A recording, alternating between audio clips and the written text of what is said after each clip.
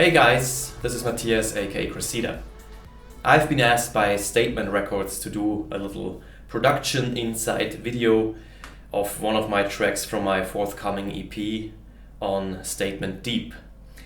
One track is called Vayu and the other track is called The Fountain, and I want to take you inside the production file of Vayu to show you a little bit how I did the lead sound and how I usually go about producing my tracks. So I've got my hat, I've got my ape coffee cup, so everything is set, let's get started. So as you can see, I'm using Cubase as my go-to DAW. I've been using this program for most of the time that I've been producing music. I've tried other DAWs like Logic, and I even worked with Pro Tools at one point. But I always, for my own stuff, I always got back to Cubase since I just enjoy the overall workflow and way you can quickly combine MIDI and audio. Yes, so let's just quickly play a little bit of the track Vayu. Right now it's all organized in folders, and I will go into the different elements in more detail in just a sec.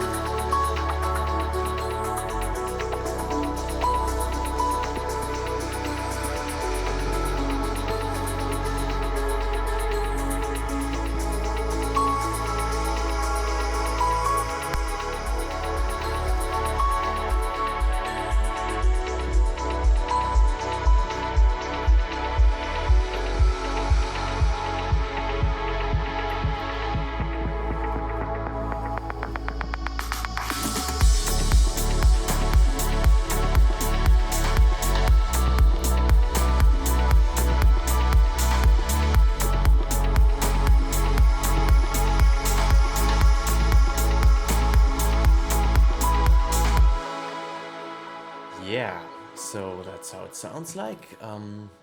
The first thing I want to show you is the bread and butter of this track, which is all the starting point as well, which is the piano. For the piano I used a really cool piano plugin in Contact called Felt Grand Piano by Olafur Arnalds. He teamed up with Spitfire Audio to create a bunch of really great Contact plugins, which I highly recommend. I will just show you a second one in just a sec, but this piano is just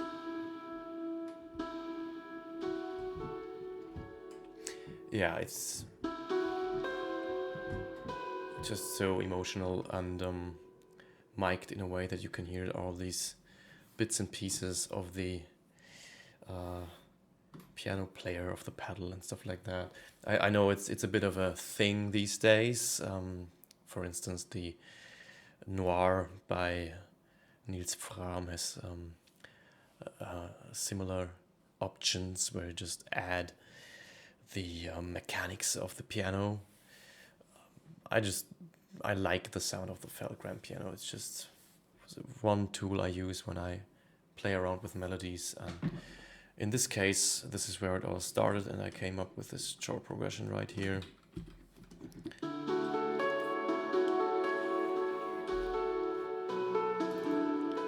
Which is simple, just 4 chords, and I kept the velocity on the level in which I recorded it when I did it live. I just tweaked the quantization because I'm not the perfect piano player who can just nail this, but I like to keep it in a humanized and organic form and still make it work in a whole EDM environment where everything has to be on point, and having these sort of like 1 or 2 notes not exactly on the grid can make a huge difference, especially for piano lines. We can see that the chords are not really, it's not perfectly on the grid right here and right here. So yeah, this gives it a bit of a more humanized feel to the overall sound. And the second layer here is something that elevates the piano in an even more emotional way, and it's the second plugin that I want to show you by Olafur Arnalds and Spitfire Audio. Wow, I'm getting a knot in my tongue when I'm finished with that video. It's called Stratus, and boy, it's just, when Olafur is playing live, he's using these two pianos in the back, and they are automated to play these delay lines, and he made a plugin out of this, which is awesome for all of us producers out there, because now we can use kind of the same sounds. And so you have these shapes here and patterns, and you just can click what the notes shall play, and the more notes you're playing, let me just demonstrate this, the more delay lines are floating around, and you can just tweak it a little bit with reverb, delay, filter, tape saturation, and so on. And it's just so cool to mess around with this. And when I put the exact same pattern that the piano on top is playing beneath it, it sounds like this.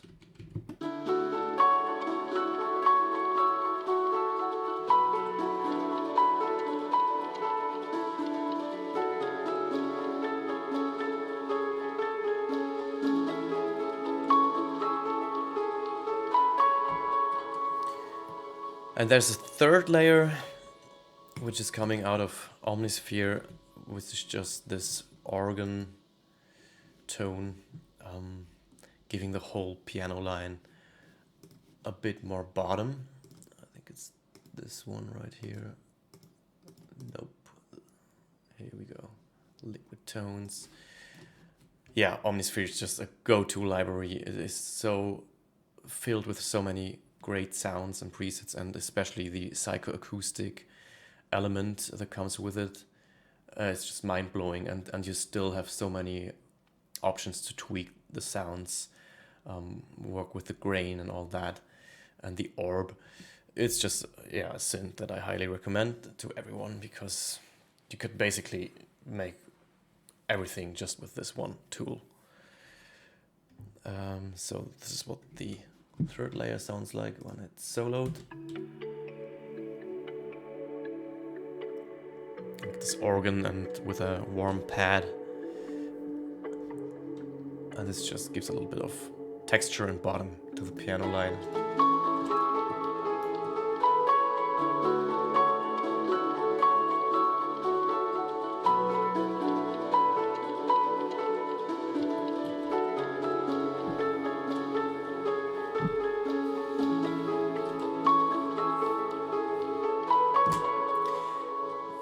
Usually what I do is, when I come up with chords like this, where I initially think, well, that's quite simple, probably has been done before, I don't know, sounds familiar in a way, I just keep playing those for, let's say, the half an hour in a loop, and when I don't get bothered, I think it's the right chord progression.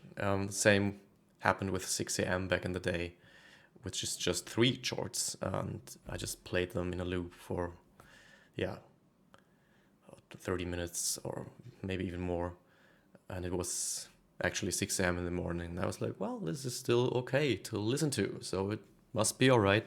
So this is how it sometimes comes together when I'm doing melodies. Yeah, the second thing I want to show you is the lead synth, which I created with Spire, and I have this lead synth right here.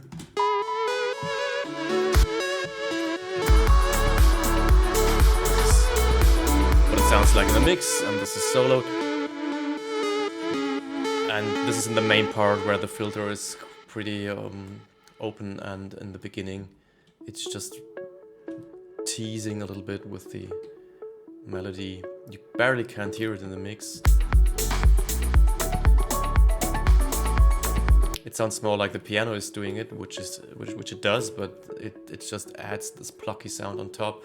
and later it's coming in full on, and underneath is Massive X with a textural plucky sound where I just like the noise which comes with it,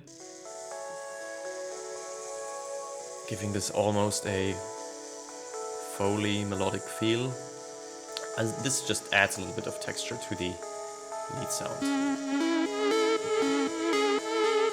It also, as you can notice, floats around a bit in the stereo field,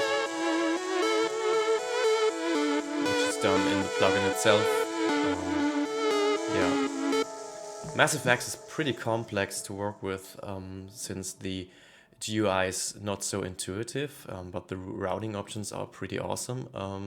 You can route anything into anything, basically.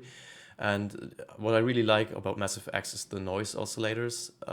You just have so much stuff to choose from right here, so many wavetables, which is just more than I'm used to from other synths, where you basically have pink noise and white noise. And that's basically it. And here they just recorded so much stuff, even machines and environmental sounds, and you can really add that with the noise oscillators right here, to give the plug sounds or anything that you usually have in your tracks a little bit of interesting feels to it, extra layers. But it's complex to work with. So about the main lead, I've created a demo track right here, and I will now try to recreate that lead sound from scratch. Okay, you can hear the fruit box of my cat in the background.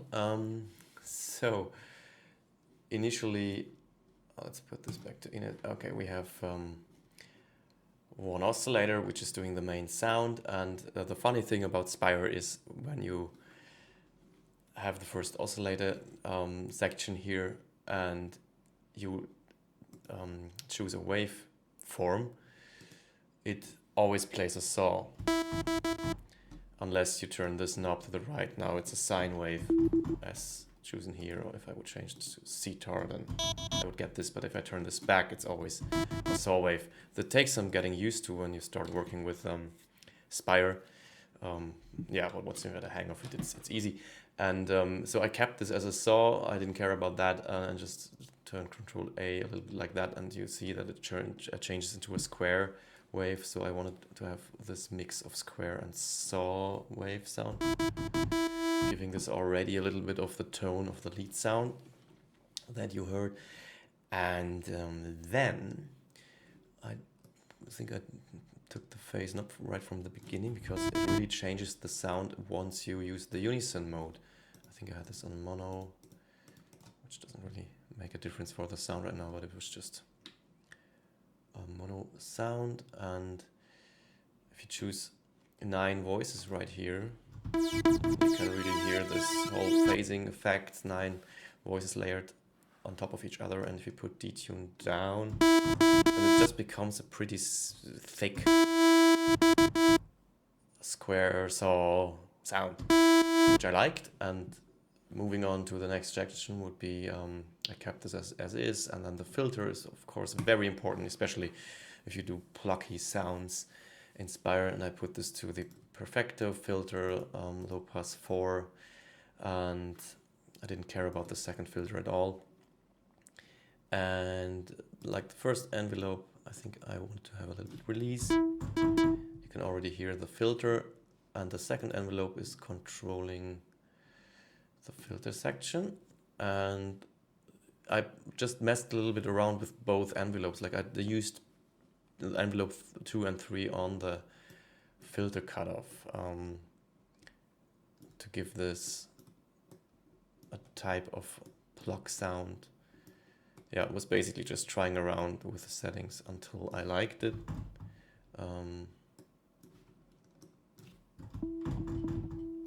Now it's very plucky, and let's crank this up a bit. Kind of like that.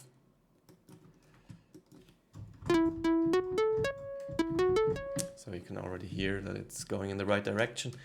And then I used the shaper in soft mode, cranking it all the way to wet with just a tiny bit of drive, a little bit of low cut. And this changes the sound again,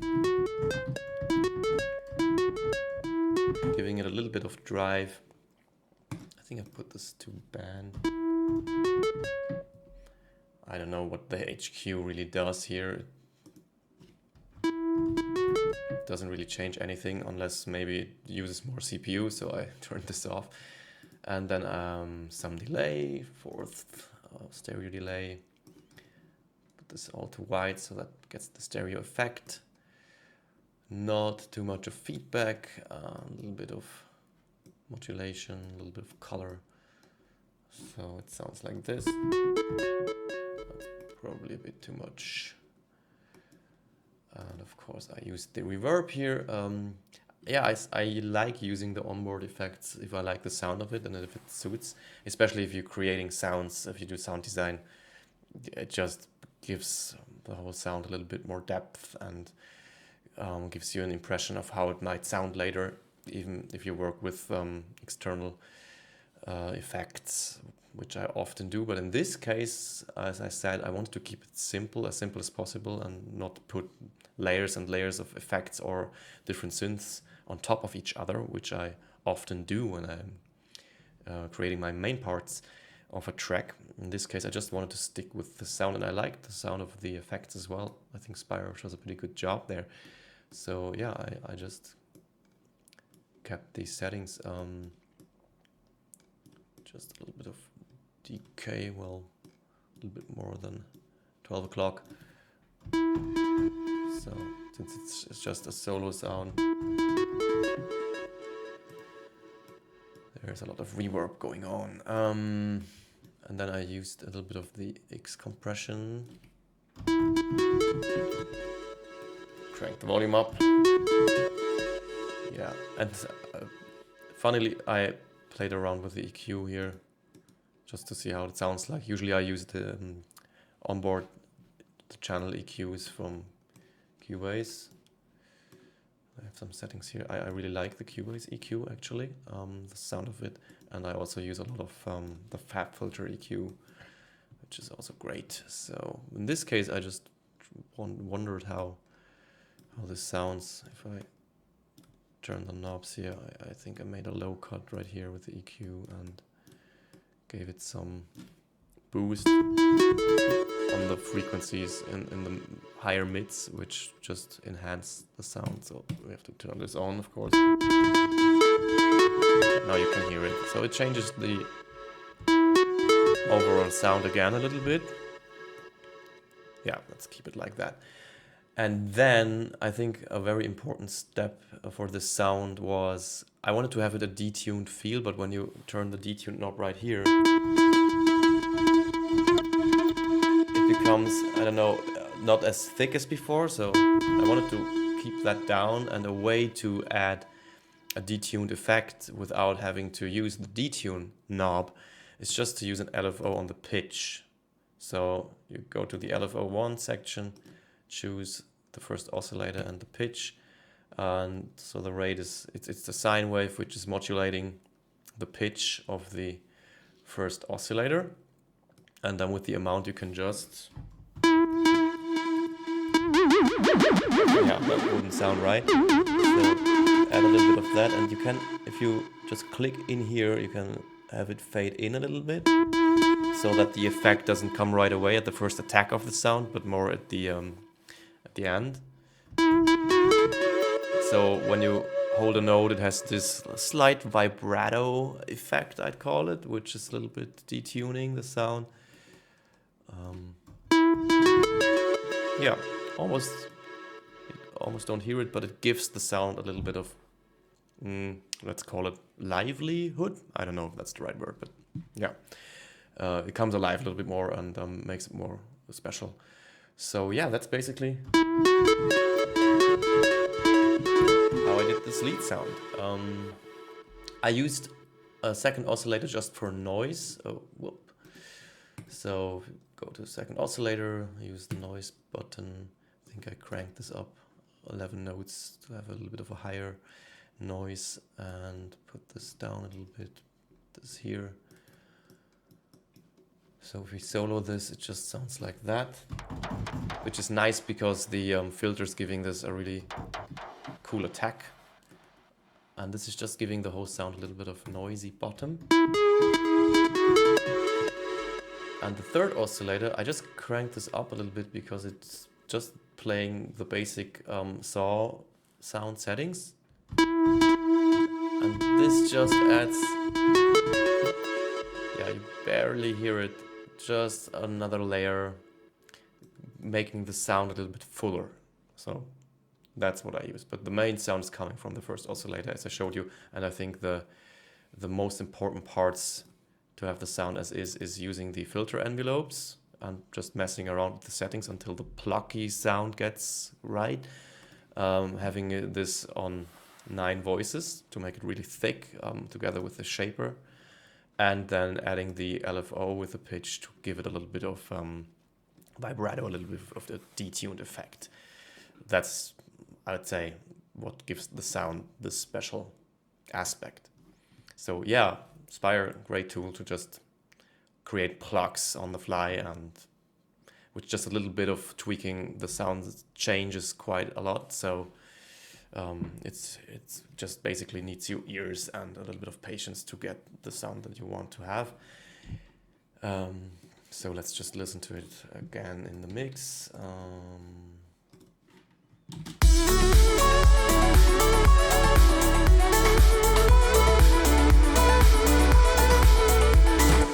Yeah, there's a second synth line going on here. This is just an arpeggio coming from Diva. Also a great tool.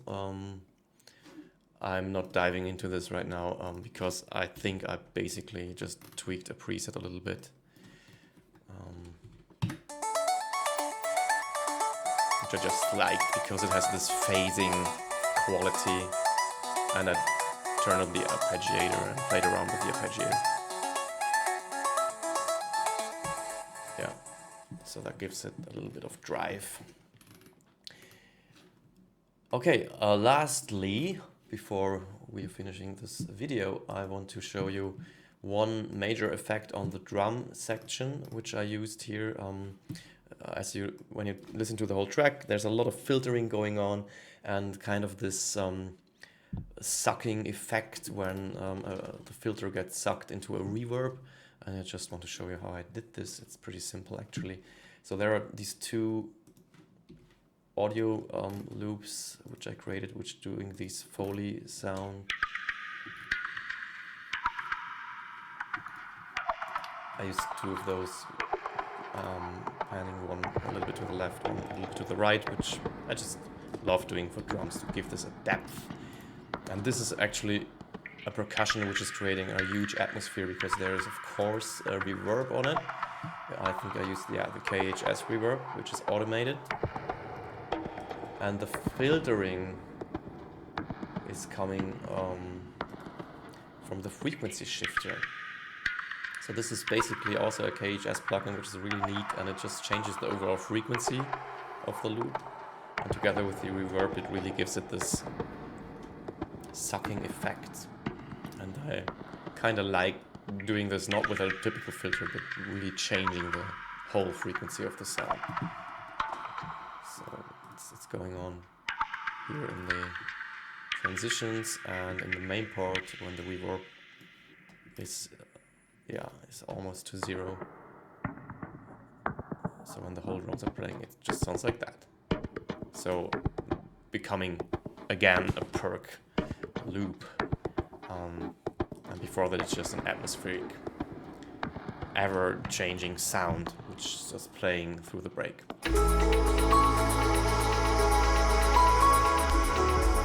And the whole drum section where this group also goes into is, I don't know why I call this right. This is not right. Let me change that.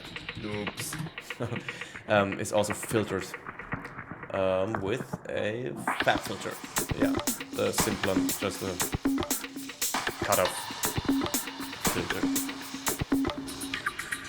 And this together with a frequency shifter creates this whole sucking effect with a reverb, which I really, really like. I use this quite often, and I think in this track it's the first time that I used it to such an atmospheric effect and make it so prominent. Yeah, it's also a nice way to just give your drums more life. Yeah, you can see that I'm using a mix of audio and MIDI files for the drum programming. I just love to throw audio samples in there and mess around with them, cutting them up, reversing, whatever, which is really nicely done and quickly in Cubase. And there are 2 MIDI tracks where I just used the Groove Agent, which is an onboard plugin from Cubase. I just used this perky sound, and you can mess around with the tune and all that. And this reverse shaker, which you just, for some reason, you can't hear right now because this is soloed. Yeah, this one. The other one is battery, playing this loop. Yeah, and I just love Battery 4 because it has such a huge amount of kits that you can just use and skip through and try different sounds.